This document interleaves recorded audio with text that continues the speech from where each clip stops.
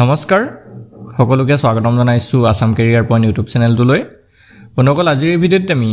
তোমালোকৰ আজি অৰ্থাৎ 29 এপ্ৰিল তাৰিখে অনুষ্ঠিত হৈ যোৱা এছএছচি জিডিৰ ফাৰ্ষ্ট শিফটৰ কেইটামান মেমৰি বেছ জিকে কুৱেশ্যন ডিছকাছ কৰিম আৰু এই কুৱেশ্যনবিলাকে আগন্তুক দিনত যাৰ এক্সাম আছে তেওঁলোকক বহুত হেল্প কৰিব কাৰণ আপোনালোকে কুৱেশ্যনৰ পেটাৰ্নটো গম পাই যাব ন কেনেকুৱা ধৰণৰ কুৱেশ্যনৰবিলাক আহিছে বা ডেইলি শিফটৰ বা ডেইলি যদি আপোনালোকে জিকেখিনি এনালাইচিছ কৰি যায় তেতিয়াহ'লে এটা তাৰ পৰা আইডিয়া পাই যাব যে কেনেকুৱা ধৰণৰ কুৱেশ্যন বা কোনবিলাক টপিকৰ পৰা কুৱেশ্যন আহিছে আৰু তাৰ লগতে আমি আৰু এটা কথা জনাই থওঁ আমাৰ যিখন এছএছচি জিডিৰ PDF আছিল সেই PDFখনৰ পৰা বহুত কুৱেশ্যন কমন পৰিছে PDFখনত এইখিনি অলৰেডি কুৱেশ্যন ইনক্লুড আছে তো যদি PDFখন ল'ব বিচাৰে অনলি 99 ৰুপিছত PDFখন পাই যাব তো এইখন 199ৰ PDFখন এতিয়া অনলি 99ত পাই যাব তো যদি PDFখন লাগে এটা হোৱাটছএপত মেছেজ দিব ইয়াতে আপোনালোকে নাম্বাৰটো দেখিছে স্ক্ৰীনত নাম্বাৰটো আছে হোৱাটছএপ নাম্বাৰ হয় হেতু আমাক হোৱাটছএপত এটা মেছেজ দি আপোনালোকে PDFখন লৈ ল'ব পাৰিব ঠিক আছে এতিয়া আমি কুৱেশ্যনখিনি চাওঁ তো ফাৰ্ষ্ট কুৱেশ্যনটা চাওঁ who was the first Indian women to receive the Bharat Ratna award Bharat Ratna বঁটা লাভ কৰা প্ৰথম ভাৰতীয় মহিলা কোন আছিলে প্ৰথমজন ভাৰতীয় মহিলা কোন আছিলে তো ইয়াতে যদি আমি চাওঁ option B is the right answer Indira Gandhi okay Indira গান্ধীয়ে প্ৰথম ভাৰত ৰত্ন বঁটা পাইছিলে ঠিক আছে নেক্সট 2 নম্বৰ কুৱেশ্যনটো আমি যদি চাওঁ কি দিয়া আছে in which year did India host the cricket world cup for the first time অৰ্থাৎ ভাৰতে প্ৰথমবাৰৰ বাবে ক্ৰিকেট বিশ্বকাপ কেতিয়া আয়োজন কৰিছিলে কোন চনত তো এইটো যদি চাই 1975 নে 1983 নে 1987 নে 1996 তো ইয়াৰ ৰাইট এনসাৰ হৈছে অপশ্যন সি 1987 অৰ্থাৎ 1987 চনত okay next question Next question to চাওঁ আমি যদি কি দিছে 3 number who held the office of the president of India from 1992 to 1997 অৰ্থাৎ 1992 চনৰ পৰা 1997 চনলৈকে কোনে ভাৰতৰ ৰাষ্ট্ৰপতিৰ পদত অধিষ্ঠিত আছিল ঠিক আছে ইয়াৰ যদি ৰাইট এনসাৰ চাই হৈছে option C doctor Shankar Dayal Sharma okay next question 4 number question which is the largest salt water lake in India অৰ্থাৎ ভাৰতৰ সৰ্ববৃহৎ নিমখীয় পানীৰ হ্ৰদ কোনটো হয় ঠিক আছে নিমখীয় পানীৰ হ্ৰদ যদি সুধে এটো হৈ যাবগে শুদ্ধতৰ অপশ্যন সি চিল্কা লেক ঠিক আছে চিল্কা হ্ৰদ আৰু এটো ক'ত আছে চিল্কা হ্ৰদ এটো ওড়িশাত আছে next where do the Ganga and Brahmaputra river from their delta before flowing into the Bay of Bengal বংগোপসাগৰত বৈ যোৱাৰ আগতে গংগা আৰু ব্ৰহ্মপুত্ৰ নদীয়ে ক'ত বদ্বীপ গঠন কৰে So it was option C West Bengal অর্থাৎ পশ্চিমবঙ্গত কি করে বদ্বীপ গঠন করে next who was the first official world chess champion অর্থাৎ প্রথম আনুষ্ঠানিক বিশ্ব দবা চ্যাম্পিয়ন কোন আছিল তো ইয়াৰ যদি শুদ্ধ উত্তৰ চাবলৈ যায় এটা হৈছে অপশ্যন বি উইলিয়াম ষ্টাইনটিজ ঠিক আছে উইলিয়াম ষ্টাইনটিজ আছিল next 7 number what is the primary effect of the আৰ্থছ এক্সিয়েল tilt অৰ্থাৎ পৃথিৱীৰ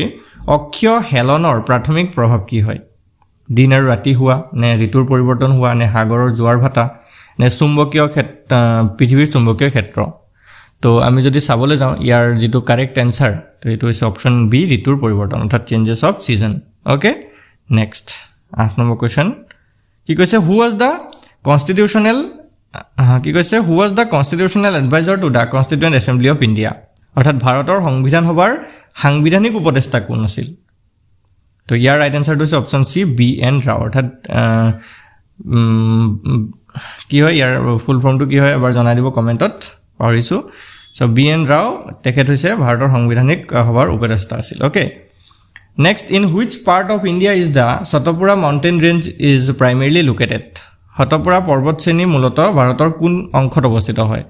ঠিক আছে এটো যদি চাই নৰ্থ অৰ্থাৎ উত্তৰ ভাৰতত নে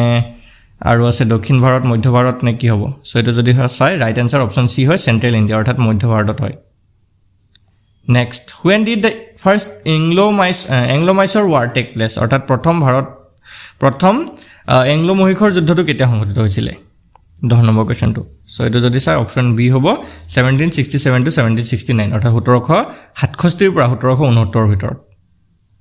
Next, what was the primary purpose of the French when they first arrived in India? ফৰাচীসকলে যেতিয়া প্ৰথমবাৰৰ বাবে ভাৰতত প্ৰৱেশ কৰিছিল বা উপস্থিত হৈছিল তেওঁলোকৰ প্ৰাথমিক উদ্দেশ্য কি আছিল ধৰ্ম প্ৰচাৰ নে বাণিজ্য কৰা নে ভূখণ্ড জয় কৰা নে কৃষি কৰা সো এটো যদি আমি চাওঁ অপশ্যন বি হ'ব ট্ৰেড অৰ্থাৎ তেওঁলোকে তো ইয়াত কমাৰ্শিয়াল কাম কৰিবলৈ আহিছিল ন ট্ৰেডিং বা মানে বিজনেস কৰিবলৈ আহিছিল সো এটো হৈ যাব শুদ্ধ উত্তৰ Next, in 2024, which country passed a landmark law banning children under 16 from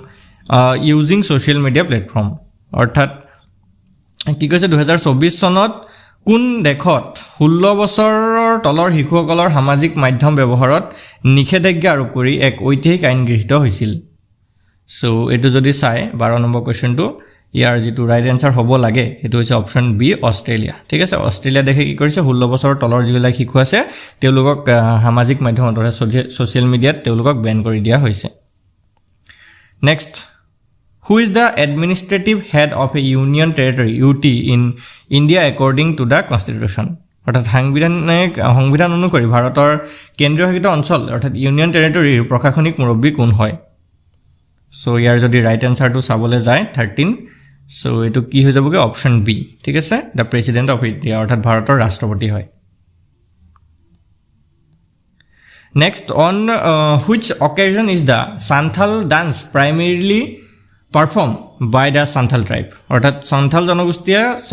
Santhal নৃত্য মূলত কোন উপলক্ষে প্ৰদৰ্শন কৰে অৰ্থাৎ কেতিয়া পালন কৰে যুদ্ধৰ সময়ত নে শস্য চপোৱাৰ উৎসৱৰ সময়ত নে হুকৰ সময়ত নে কি হ'ব সো এটো যদি চাই অপচন বি হ'ব হাৰ্ভেস্টিং এন্ড ফেষ্টিভেল অৰ্থাৎ যিবিলাক শস্য চপোৱাৰ উৎসৱ আছে সেইবিলাকত পালন কৰে Next, কি কৈছে what is the main function of lysosome in a cell অৰ্থাৎ কোষত লাইসোজমৰ মূল কাৰ্য কি হয় সো ইয়াৰ ৰাইট আনসাৰটো হৈছে option A waste disposal and digestion অৰ্থাৎ অপচয় নিষ্কাশন আৰু পাচন কৰা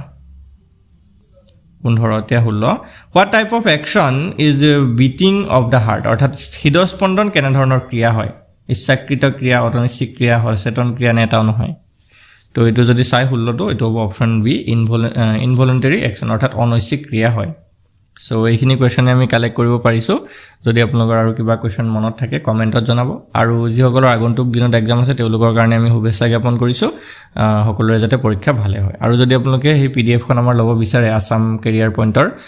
পিডিএফ হয় তাতে আপোনালোকে অল গোটেইখিনি ইয়াতে কমন পেলাব পাৰিব যদি ভালকে পঢ়ি যায় যদি হে কেদিনমান সময় আছে আৰু যদি দুদিন এদিন আছে তেতিয়াহলে আপোনালোকে পিডিএফ খন নলব এখন দিনও কমপ্লিট কৰিব নোৱাৰে সো যদি কেদিনমান সময় পাইছে 10 দিন 15 দিন বা 20 দিন মান সময় পাইছে সেইখন আপোনালোকে লৈ লওক আৰু পঢ়ি থাকক ধন্যবাদ